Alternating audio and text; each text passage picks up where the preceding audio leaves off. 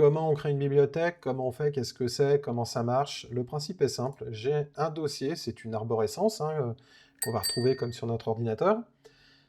Dans cette arborescence, je vais retrouver des dossiers que j'ai créés en amont, et dans chacun des dossiers, je vais retrouver des éléments que j'ai pu fabriquer, enfin modéliser, récupérer d'un fabricant. Et ces éléments, ça peut être, alors n'importe quoi entre guillemets, mais ça peut être des pièces. Donc je vais prendre une pièce, je vais l'insérer. Ça peut être un assemblage que j'ai prédéfini en amont, qui peut être paramétrique ou non en fonction de comment je l'ai créé, mais ça peut être aussi des éléments de dessin. Ça peut être des éléments d'emboutissage. Alors là, je suis en train de le regarder, le chercher rapidement. Ça peut être n'importe quoi en fait. Les forming tools pour les emboutissages. Donc j'ai mes formes d'emboutissage que j'ai pu créer quand je suis dans la partie tôlerie. Et bien plutôt que de les faire une fois pour un projet, je vais les enregistrer et les mettre dans ma bibliothèque. Donc ça, c'est simple. Le principe, c'est d'utiliser les éléments que l'on a là-dedans. Pour débuter, il va falloir créer une bibliothèque. Donc je vais commencer par ajouter un chemin. Donc c'est le chemin vers ma bibliothèque physique. Ce chemin, j'en ai créé un sur le bureau. Attention, ce chemin, on ne pourra plus le déplacer après. Ça va être plus complexe. On va éviter de le déplacer.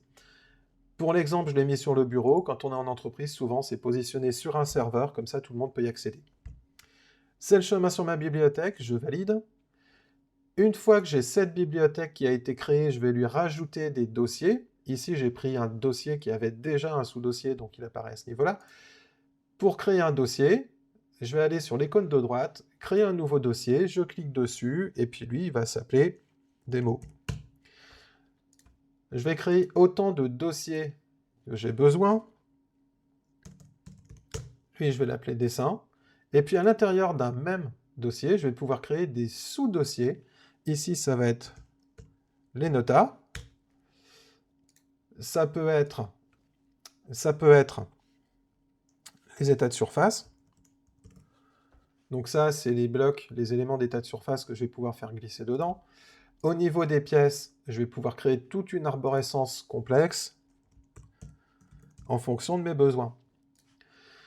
Donc je crée ma bibliothèque, je crée mon agencement, mon arborescence à ce niveau-là. Maintenant que mon arborescence est créée, donc ça je vais pouvoir la compléter au fur et à mesure, et ben je vais rajouter des éléments de pièces dedans. Je vais créer des éléments.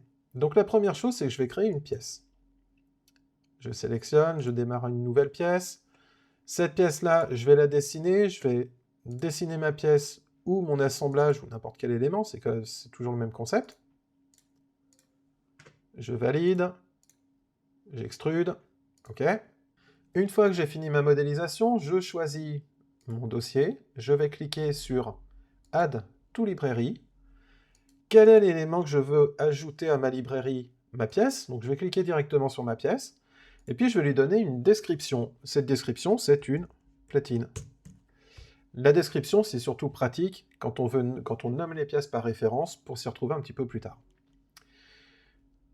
Je valide, et dans ma pièce, dans mon dossier, je retrouve ma pièce, qui va pouvoir être utilisée comme j'en ai besoin. Je suis revenu à mon assemblage, ma pièce, j'en ai besoin, je la fais glisser, je la mets dedans. Elle n'est plus liée à la pièce d'origine quand je l'ai créée. J'ai plus ce lien de fait. Alors maintenant, je vais aller un petit peu plus loin. Je vais créer une nouvelle pièce. Dans cette nouvelle pièce, je vais dessiner un premier élément, qui va être le sol. Enfin, le sol, une platine. Mon petit bout de ferraille est dessiné, je lui donne une épaisseur, je valide. Là-dessus, je vais rajouter du perçage. Donc je vais créer un type de trou. Je vais choisir ce type de trou. Pour aller un petit peu plus loin, je vais même prendre un type de perçage personnalisé. Ce type de perçage, je le veux comme ça. Donc je vais prendre ce type-là, et puis je vais rentrer des paramètres qui vont m'intéresser. Ce diamètre, celui-ci, moi je veux qu'il soit à 30. Et celui-ci, je veux qu'il soit à 70. Ensuite, j'ai plus qu'à faire un positionnement. ici, j'ai créé ma fonctionnalité de perçage que j'ai appliquée sur mon volume. Alors je suis parti sur des formes un petit peu bizarres, mais j'avais envie de jouer un peu. J'ai créé mon perçage, même principe que tout à l'heure, j'enregistre ma pièce parce qu'elle est finie. Maintenant, je vais pouvoir mettre en bibliothèque. Et ce que je vais mettre en bibliothèque cette fois-ci, ce n'est pas la pièce, c'est uniquement le perçage. Donc il y a un type de perçage particulier que j'ai créé spécifiquement.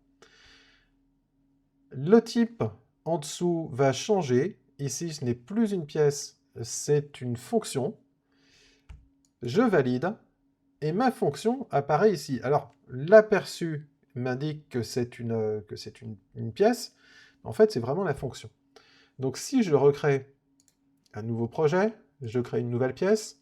Cette nouvelle pièce, je vais la dessiner, je vais la faire cylindrique, d'une valeur de 200. Je valide. Et je crée mon volume. J'ai fait mon volume. Maintenant, je vais vouloir lui insérer le perçage que j'ai prédéfini en amont. Donc, je vais choisir ce fameux perçage. Je vais le faire glisser directement dessus.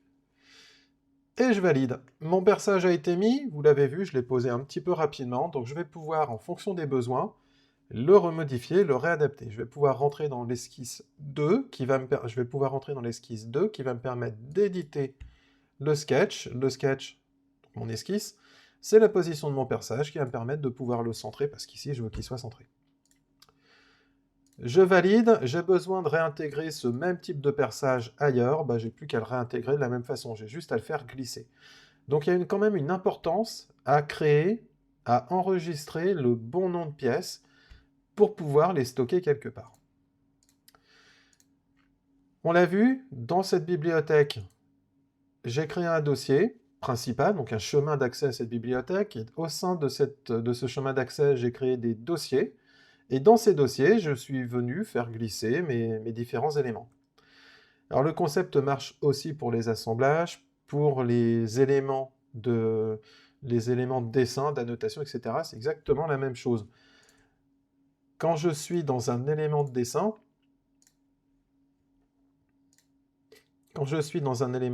donc je crée une nouvelle pièce, je crée un nouveau dessin. Dans ce nouveau dessin, je lui insère un élément, celui-ci. Et puis cet élément, je vais le coter, je vais lui ajouter différentes informations en fonction de mes besoins. Moi, ce qui va m'intéresser, c'est au niveau de ces annotations. Au niveau des cotes, les cotes, c'est toujours les cotes, c'est toujours les mêmes. Par contre, au niveau des annotations, pour certaines entreprises, on peut se limiter à un certain type d'état de surface qui va être autorisé. Ça peut être différent, un certain type de soudure que je vais pouvoir utiliser. Demande symbole. Ça peut être un certain type de soudure que je vais vouloir utiliser. Je valide. Et cet élément de soudure, je vais pouvoir l'utiliser. Cet élément de soudure qui est ma référence au sein de l'entreprise, je vais pouvoir le stocker directement dans ma bibliothèque d'objets. Donc dans ma bibliothèque d'objets. Comme ça, la prochaine fois, je ne me pose pas la question. Il est déjà fait, il est déjà exploitable, il est déjà utilisé. Donc j'ai fini mon premier dessin, je l'enregistre. Forcément, puisque mon dessin est complètement fini. Et une fois que j'ai créé ce dessin, je vais prendre le temps d'enregistrer chacun des éléments qui m'intéressent. Donc je sélectionne ici mon élément de soudure, que je vais ajouter à ma librairie, à ma bibliothèque. Quel est l'élément? C'est le symbole soudure. Quelle est sa description? Eh bien, ça va être une soudure 3 par 5. Ça, c'est sa description. Hop, je valide. Je retrouve mon élément de soudure ici. Ça, c'est mon élément d'état de surface. Je l'ajoute à la bibliothèque. Quel est l'élément que je rajoute? Mon état de surface. Quelle est sa description? État de surface 3.2, parce que c'est du 3.2. Hop, je valide, je l'ai ici. Alors, quand on a ces éléments-là, au bout d'un moment, on peut se perdre parce que ça porte le nom d'une fonctionnalité. Ça porte le nom d'une pièce, ça porte le nom d'un élément de l'arborescence. Si je fais un clic droit dessus, je vais pouvoir le renommer, et lui, je vais le rappeler soudure 3/5. Hop, je valide. L'élément a été renommé, ce qui fait que toutes les personnes qui exploitent cette bibliothèque auront maintenant ce nom comme ça. Et voilà, vous avez maintenant toutes les clés pour utiliser SolidWorks comme un pro, que ce soit pour créer des plans précis, modéliser des objets complexes, collaborer sur des projets, vous êtes prêt à passer à la pratique. N'oubliez pas, la maîtrise vient avec la pratique, alors lancez-vous, expérimentez, et n'hésitez pas à venir sur cette vidéo si besoin pour aller plus loin, retrouver nos autres tutoriels où nous abordons les fonctionnalités avancées et des cas concrets.